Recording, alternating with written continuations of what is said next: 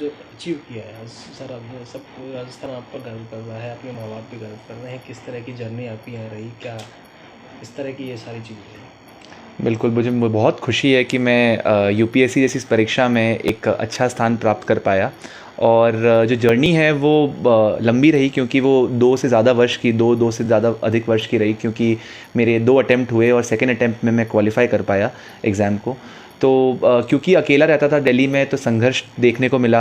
वहाँ पे भी एक संस्था के साथ रहता था। यहाँ पे मम्मी अकेले रहती थी, क्योंकि मेरी मम्मी एक सिंगल मदर हैं, तो उनके भी मतलब तबीयत की चिंता हो गई, या फिर और भी इश्यूज़ की कैसे काम होंगे घर के, ये वो चीज़ें रहती थी। पर कुछ करना था, ठाना था, तो संघर्ष भी करना था, और उसका ही आज फल भी मिल पाया, जो मैं इस पोजीशन पे पहुंच पाया हूँ आज। आपने कहा कि जिस तरह से ये जर्नी रही, किस तरह का ऐसा आपको तकलीफ़ों का कोई सामना करना पड़ा? क्योंकि पढ़ाई के टाइम पे बहुत सारी चीज़ें आती हैं, प्रेशर्स आते हैं, उस प्रेशर से किस तरह से हैंडल आपने किया? बिल्कुल प्रेशर्स थे, क्योंकि मैं एक लॉ बैकग्राउंड से हूँ, तो मेरे पास बहुत अच्छी अच्छी अपॉर्चुनिटीज़ थी कि मैं लॉ फर्म में अपने आप को प्लेस करवा पाऊँ, एक अच्छे पैकेज, कॉर्पोरेट पैकेजेस जो होते हैं वो ले पाऊँ। बट हमेशा से, क्योंकि मम्मी का एक मोटिवेशन रहा है, और मैंने भी हमेशा से सिविल सर्विसेज को एक बहुत ही अच्छे लाइट में देखा है कि वो एक चेंज ला सकते हैं वर्ल्ड में, एक चेंज ला सकते हैं नेशन में। और जहाँ भारत के डेवलपमेंट की बात है, सिविल सर्विसेज उसमें सबसे आगे, अग्रिम पंक्ति में जैसे बोलते हैं, वो रहते हैं। तो मैं भी यही चाहता था कि मैं भारत के डेवलपमेंट में, अपने राज्य के डेवलपमेंट में कुछ कंट्रीब्यूट कर पाऊँ, और इसी वजह से मैंने सिविल सर्विसेज का चयन भी किया। तो संघर्ष थे, क्योंकि मेरे दोस्तों को देखता था जब अच्छे पैकेजेस लेके, और वो एक अच्छी कंपनियों में प्लेस थे, जब मैं एक रूम में बंद होकर और अपनी पढ़ाई कर रहा था, तो उस समय चैलेंजेस लगते थे। बट आज वो सारी संघर्ष, आज लगता है कि वो फल दे गए, और आज एक सफलता प्राप्त हो पाई। माँ की योगदान को कैसे देखते हैं, क्योंकि पीछे से बैकअप था? बिल्कुल, माँ का योगदान इस पूरी जर्नी में सबसे बड़ा ही कहूँगा, मैं बोलूँगा वो रीढ़ की हड्डी की तरह काम आई, क्योंकि उन्होंने हमेशा मुझे यही मोटिवेट किया कि आप चाहे विफलता हो चाहे सफलता हो, चाहे आपको सक्सेस मिले चाहे फेलियर मिले, बट आपको लगे रहना है, चाहे कुछ भी हो जाए। चाहे इस तरह से सिविल सर्विसेज में नहीं होता तो किसी और तरीके से मैं कंट्रीब्यूट करता सोसाइटी के लिए और नेशन बिल्डिंग के लिए। तो वो ही उनका सबसे बड़ा कंट्रीब्यूशन है, सीख देना, नैतिक मूल्यों का आधार बनाना। जो बच्चे अब तैयारी कर रहे हैं आने वाले टाइम में, वो भी यूपीएससी के एग्जाम देंगे, उनके लिए आपका क्या संदेश रहेगा कि किस तरह से तैयारी करें? मेरे संदेश बहुत ही क्लियर हैं, और 2 हैं, जो कि फर्स्ट, एक सेल्फ बिलीफ मेंटेन करना अपने आप में, क्योंकि अगर आप में सेल्फ बिलीफ है तो ही आप इस एग्ज़ाम को अटेम्प्ट करने के बारे में भी सोच पाएंगे, क्योंकि करोड़ों की भीड़ इस एग्ज़ाम को देती है और सफलता कुछ ही लोग प्राप्त कर पाते हैं। तो खुद में एक तो आत्मविश्वास होना कि आप कर सकते हैं, और आपको खुद, चाहे दुनिया कह दे आपको कि आपका नहीं होगा, बट आप में खुद में एक विश्वास होना चाहिए कि आप कर सकते हैं। और दूसरा यही कि नेवर गिव अप, मतलब क्योंकि ये ऐसी परीक्षा है जिसके 3 स्टेजेस हैं। एक स्टेज पे भी अगर आपका पैर डगमगाया और आपको विफलता मिली, तो बहुत ही ज़्यादा प्रॉब्लमेटिक सीन हो जाता है, जब वो डिप्रेशन में भी चले जाते हैं कई बच्चे। तो वो गिव अप करने का एटीट्यूड नहीं होना चाहिए, कि आपको नेवर गिव अप एटीट्यूड के साथ ही आगे बढ़ता रहना होगा। एक चीज़ और, जो मोबाइल की बात करते हैं, क्या आप कितनी दूर मोबाइल से रहे? क्या मोबाइल से दूर रहना ज़रूरी है? क्योंकि कई बार कहा जाता है कि मोबाइल के चक्कर में आप पढ़ाई नहीं कर पाते। तो क्या लगता है कि यूपीएससी एग्ज़ाम जब होती है, उससे पहले जब तैयारी होती है, तो मोबाइल से दूर रहना ज़रूरी है?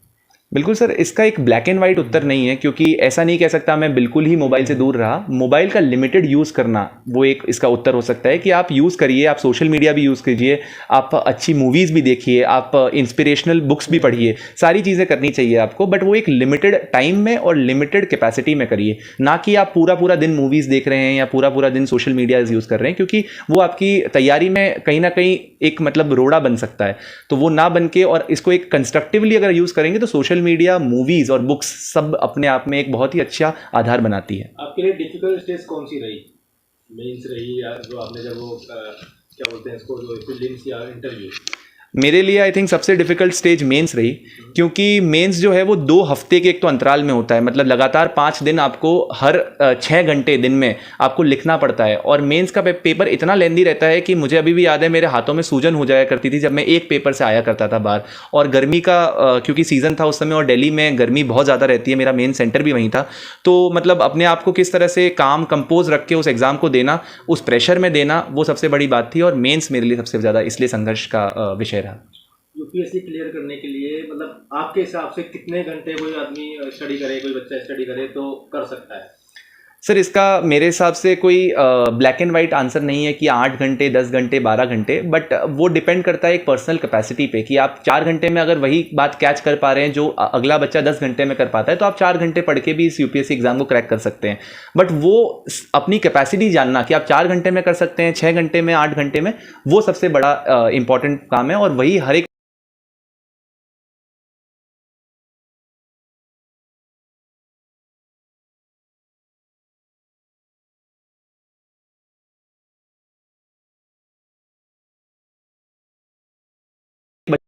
कि जो 70वीं रैंक लेके आए, जी। आपको कितनी खुशी हो रही है, क्या लगता है, क्या कहेंगी इस पर?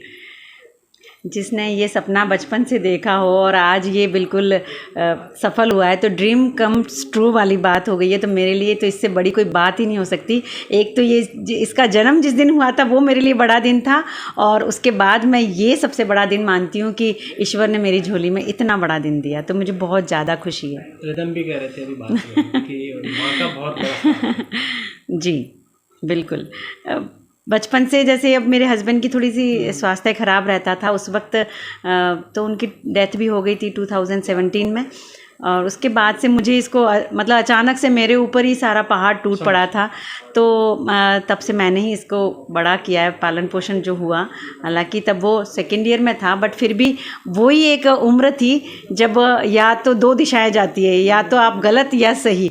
तो वो उस समय में उसको संभालना बहुत मुश्किल था। एक तो ट्रॉमा में था उसके पिताजी की डेथ के बाद से।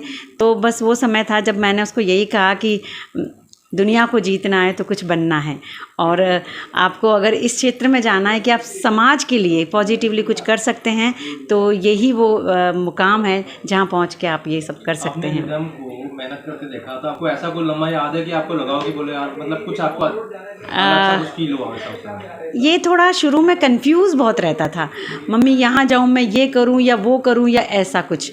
तो मैंने तो उसने सबसे पहले इसका इंटरेस्ट कभी साइंस में रहा, कभी कॉमर्स में रहा। तो फाइनली खुद ने ही अपने इंटरेस्ट से, इसको इकोनॉमी में इंटरेस्ट था तो इसने कॉमर्स लिया। कॉमर्स करके मैंने ये सोचा कि सबको मतलब हर सिविल मतलब नागरिक को लॉ की नॉलेज होनी चाहिए। तो मैंने इसको कहा तुम लॉ कर लो। तो इसने अपना क्लैट दिया और बेस्ट दिया, उसमें क्लैट में भी इसकी अच्छी पोजीशन आई, और इसने NLU लखनऊ से क्लैट करके और लॉ भी कंप्लीट कर ली।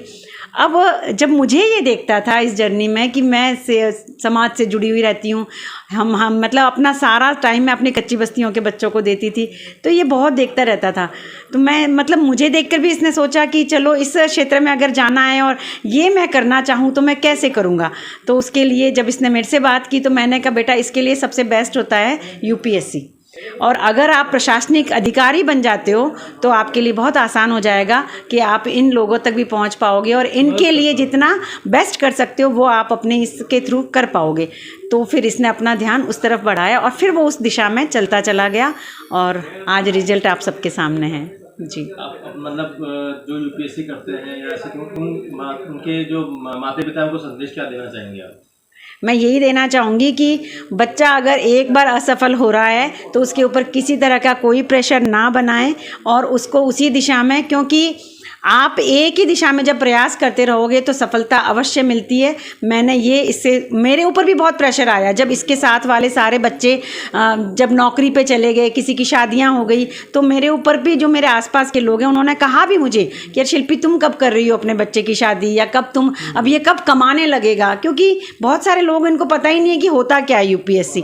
तो धीरे धीरे मैंने कहा नहीं सबका समय आएगा, आज तुम लोग कर लो, कल हमारा भी समय आएगा, हम भी करेंगे। तो मैं बड़ा काम रहती थी, मुझे पता है कि एक ना एक दिन ये ज़रूर कुछ अच्छा ही करेगा, और मुझे इस पे पूरा भरोसा था, और सबसे अच्छी बात इसको खुद पे पूरा भरोसा था। तो और ईश्वर ने देखो हम सबके लिए, हम दोनों के लिए वो सब करके दिखा दिया। तो थैंक्स, मतलब भगवान को भी बहुत बहुत धन्यवाद कि उन्होंने हमें ऐसी विषम परिस्थितियों में भी जिंदा रखा, इस होप के साथ, इस आशा के साथ कि कुछ अच्छा ही होगा। तो वो हो गया। आपने अपने बच्चे के साथ और बच्चों को भी आपने संभाला, ये एक बड़ी बात है। तो मैं यही चाहती थी ना कि मेरा बच्चा तो चलो सुविधाओं में थोड़ा रहा क्योंकि मेरे पास नौकरी थी और मैंने उसको पाला, लेकिन ऐसे बहुत सारे बच्चे हैं जो आज भी अभावों में पल रहे हैं। मैं चाहती हूँ वो कम से कम स्कूल तक जाए और वो सोच लाए। उनका पढ़ना इतना ज़रूरी नहीं है जितना उनकी सोच बदलनी ज़रूरी है। तो वो सोच जब आएगी तभी तो वो आगे के लिए सोचेंगे, खुद के लिए, कि मैं आज 5वीं कर ली तो अब मुझे 8वीं करनी है, 8वीं कर ली तो मैं 12वीं करनी है। तो जैसे जैसे वो सफल होंगे तो उनकी उम्मीदें भी बढ़ेगी और खुद के प्रयास भी बढ़ेंगे। तो मुझे वहाँ तक पहुँचाना है उन बच्चों को जो आज कहीं नहीं जा रहे, या बच्चे कचरा बीनने जाते हैं, उन बच्चों को मुझे वहाँ तक पहुँचाना। तो ये मैंने अपने ऊपर लिया ये जिम्मेदारी समझ के कि मैं एक शिक्षक हूँ, या तो मुझे इन बच्चों को भी पढ़ाना है क्योंकि ये भी इसी देश की धरोहर है। तो उन्हें भी मुझे आगे तक ले जाना था, ये था।